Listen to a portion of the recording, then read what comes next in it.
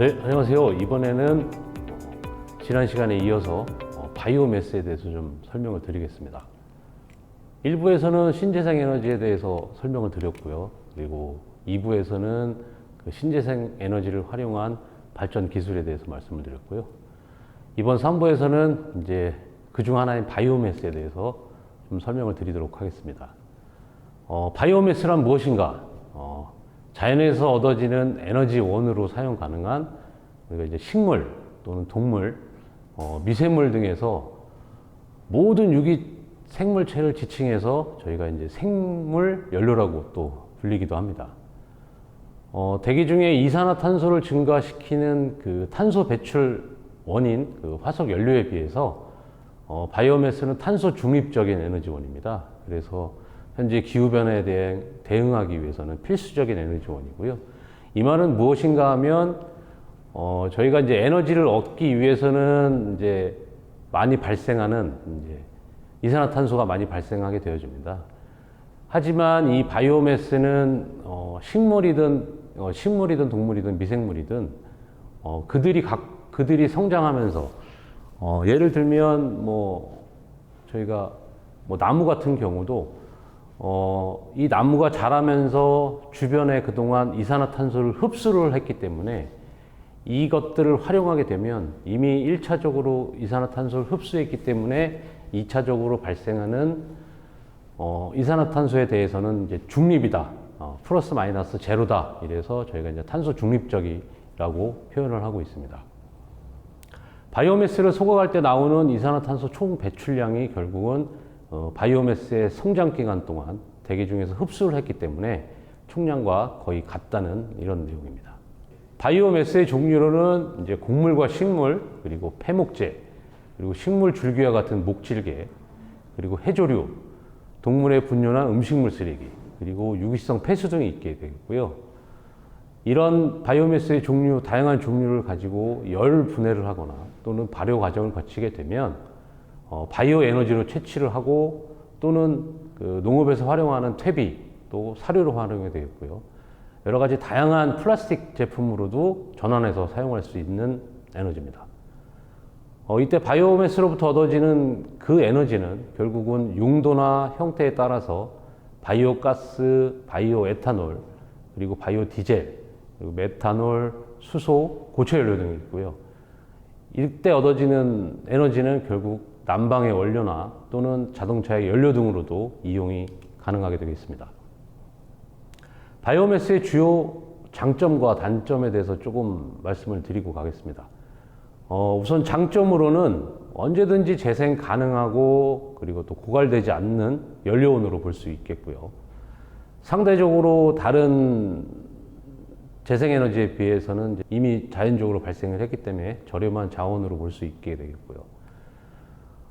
다양하다 보니까 결국은 연료 공급 다변화하고 에너지 안보에 기여할 수 있다. 이런 내용으로 또 한번 말씀드릴 수 있겠고, 해양과 그 다음에 토양이용, 그리고 아주 약화된 토양 회복. 이 말은 곧 저희가 아까 말씀드린 대로 퇴비를 활용하게 되면, 이 토질의 성질이 약화됐을 때 이 토양을 다시 회복시킬 수 있다. 이런 내용으로 볼 수 있겠습니다. 또는 그 에너지 농작물 경제지의 다른 용도, 결국은 얻어지는 농작지를 나중에 다른 부지로 활용할 수 있고, 폐기물 사용을 해서 또 폐기물이 처분용하게 되면 또 그 부지를 줄일 수 있고, 그로 인해서 더 많은 공간을 확보가 가능하다고 볼 수 있겠습니다. 물론 장점만 있는 것도 아니기 때문에 이제 단점을 또 좀 들 수 있는데요. 우선 단점으로는 에너지 밀도가 낮은 것, 그리고 처분 과정이나 열 처리 과정에서 발생할 수 있는 또 악취가 있겠고요. 또 이때 소량이지만 유해 성분도 어느 정도 배출될 가능성도 좀 있습니다. 그리고 다양한 에너지원이다 보니까 수확하고 수집하고 수송하고 저장하는데 사실 비용이 좀 많이 발생을 하게 되겠고요. 또는 직접 연소를 할 경우에는 특정 지역을 오염시킬 수도 있다라고 볼 수 있는데요. 요거는 이제 연소를 할 경우에는 이제 다른 에너지원과 이제 거의 대동소이하다고 볼 수 있겠습니다. 우선 바이오매스는 이제 일반적으로 저희가 이제 활용 용도에 대해서 분류를 하게 되면 우선 폐기물계, 그리고 미이용계, 그리고 자원식물계, 이런 바이오매스 세 가지로 크게 볼 수 있겠습니다. 우선 그 폐기물 쪽으로 보면 가축 분뇨, 그리고 하수 슬러지, 그리고 음식물 쓰레기 같은 가정이나 아니면 이제 사업장에서 폐기되는 이런 바이오매스가 되겠고요. 이때 환경이나 위생적으로 아마 이제 적정하게 처리를 해야 될 또 필요성은 있습니다.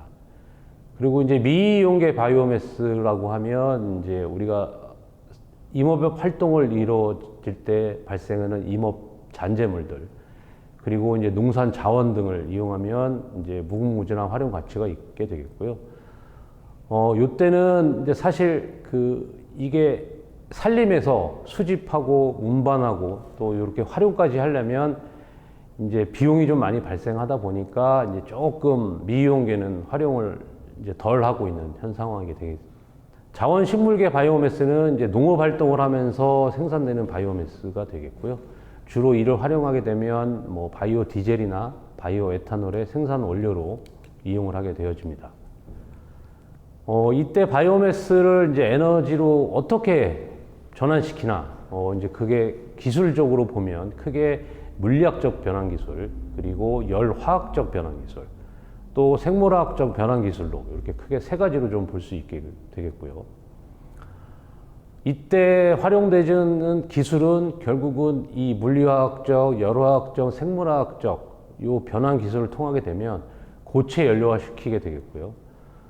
그리고 직접 연소하는 방법, 또 가스화 시키는 방법, 또 다시 액체 연료를 만드는 방법, 그리고 뭐 액화시키는 거, 그리고 수소와 분해를 이루어지는 거, 또 메탄이나 수소를 활용하는 거, 또 당질, 전분질, 뭐 이런 걸 발효시키는 과정들, 또 뭐 부탄올을 발효시키는 이런 다양한 기술을 통하게 되면 목질계, 초분계, 뭐 당질, 전분계 이런 원료가 되어집니다. 결국은 이 기술과 원료 바이오매스를 통하게 되면 칩이나 뭐 펠릿, 그다음에 뭐 열, 전기, 뭐 디젤 연료들, 액체 연료들, 뭐 가스 이렇게 제조물로 좀 이루어질 수 있겠고요. 이 얻어진 제조물에 따라서 또 물질 상태에 따라서 고체 연료냐, 액체 연료냐, 기체 연료냐 이렇게 또 구분을 할 수 있게 됩니다. 각각 성상 및 용도에 따라서 화석 연료를 대체할 수 있다 이렇게 보게 되겠고요.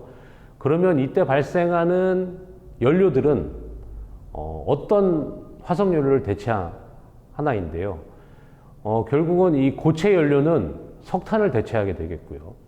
액체 연료는 뭐 가솔린이나 부탄올, 디젤, 뭐 벙커CU 요거를 대체하는 기술이 되겠고요. 기체 연료로는 저희가 이제 천연가스를 대체할 수 있는 이런 에너지로 구분할 수 있게 되겠습니다. 자, 그렇다면 바이오매스는 전 세계적으로 얼마만큼 쓰고 있나 이제 뭐 통계적인 자료인데요. 전체 에너지 사용량 중에 그 신재생 에너지가 약 한 17%를 차지하고 있고요. 그 중에서 신재생 에너지 비중 중에 바이오매스 에너지는 약 한 70%를 전 세계적으로 좀 차지하고 있는 아주 중요한 에너지 자원 중에 하나입니다. 한 가지씩 좀 설명을 드리도록 하겠습니다. 이제 먼저 바이오 가스입니다. 가축 분뇨나 음식물 쓰레기 등에서 이제 그 유기성 폐기물의 자원이 발생하게 되는데요.